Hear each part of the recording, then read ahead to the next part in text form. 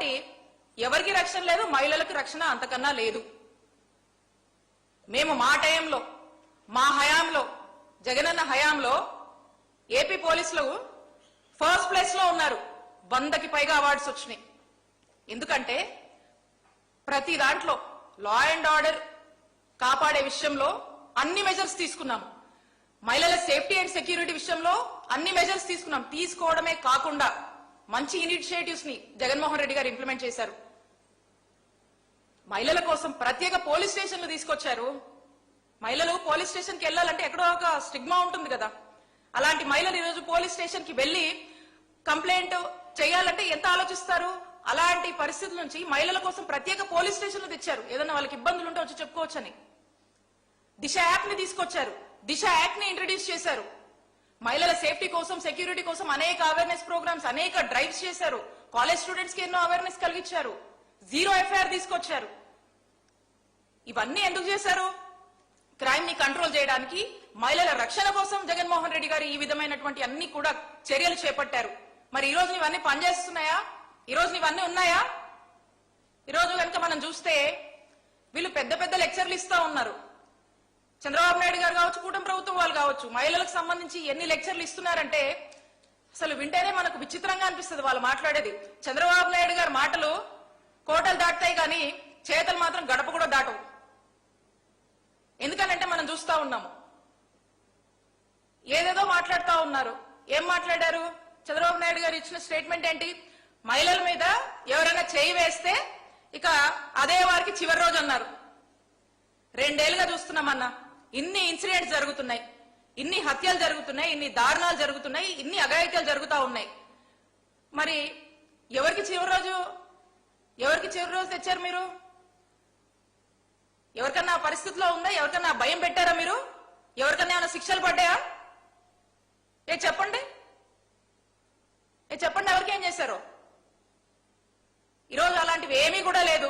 మాటలు, డైలాగులు, cinema title ని కూడా మించిపోతా ఉంటాయి మీ డైలాగులు. మరి ఈ రోజు ఉన్నటువంటి పరిస్థితి అది.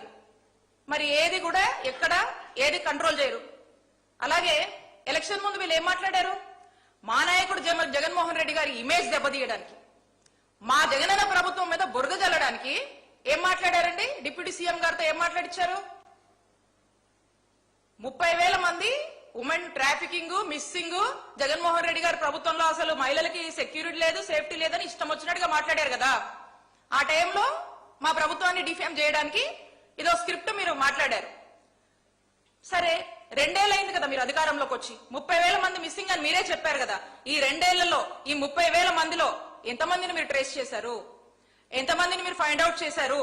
వాళ్ళని మళ్ళా తిరిగి తీసుకొచ్చి సేఫ్ గా ఆంధ్రప్రదేశ్ రాష్ట్రంలో వాళ్ళందరినీ కూడా తీసుకొచ్చి మరి సేఫ్ గా వదిలిపెట్టారా మీరు? చెప్పండి, వాళ్ళు ఎక్కడున్నారు? మరి మిమ్మల్ని ఈ 2 ఏళ్లుగా మరి ఎక్కడ కూడా దీన్ని ప్రస్తావించట్లేదే మీరు? అంటే ఆ రోజు ఆ టైంకి జగన్మోహన్ రెడ్డి గారి ప్రభుత్వం మీద బురజల్లాలి కాబట్టి ఈ అంశాలు తీసుకొచ్చారు. ఈ రోజు వీటితో మీకు అవసరం లేదు, పని లేదు కాబట్టి ఈ అంశాలు మీరు మాట్లాడరు. చంద్రబాబు నాయుడు గారు కూడా దీనికి సమాధానం చెప్పరు. ఇది ఎంతలా అంటే డెఫినెట్ గా చంద్రబాబు నాయుడు గారు కూడా ఎందుకు సమాధానం చెప్తారు? చెప్పరు. ఎందుకంటే ఇప్పుడు అవసరం లేదు. అప్పుడేదో బుడదేశం జగన్మోహన్ రెడ్డి గారి మీద. మరి ఈ రోజు పరిస్థితి చూస్తా ఉంటే అసలు ఇంతెందుకు మహిళలు, దాడులు, సామాన్య ప్రజల గురించి మనం మాట్లాడుతూ ఉన్నాం. వాస్తవానికి ఈరోజు మీ పార్టీలోకి వస్తేనే ఈరోజు కూటమిలో భాగమైనటువంటి ప్రజాప్రతినిధులే మరి ఏ విధంగా ఘోరాలు చేస్తున్నారో మీరు చూస్తా ఉన్నారు. ఏ విధంగా మహిళల్ని వేధిస్తున్నారు, ఇబ్బంది పెడుతున్నారో మీరు చూస్తా ఉన్నారు. మరి వారు తాటి తీశారా? మీరు ఏం చేశారు? మీరు దానికి మీరు ఏం చెప్తారు? చంద్రబాబు నాయుడు గారు దానికి సమాధానం చెప్పండి. ఇక్కడ దాకా ఎందుకు? మహిళల దాకా ఎందుకు? మీ పార్టీ వాళ్ళ మీద మీరు ఏం యాక్షన్ తీసుకున్నారు చెప్పండి. దీనికి సమాధానం చెప్పరు. మరి వీళ్ళు పెద్ద పెద్ద లెక్చర్లు, పెద్ద పెద్ద డైలాగులు, ఇక ఏది పడితే అది ఖచ్చితంగా మాట్లాడుతూనే ఉంటారు. ఎప్పుడు జగన్మోహన్ రెడ్డి గారిని డిఫేమ్ చేయాలి, ఏదో విధంగా అసాసినేషన్ చేయాలి.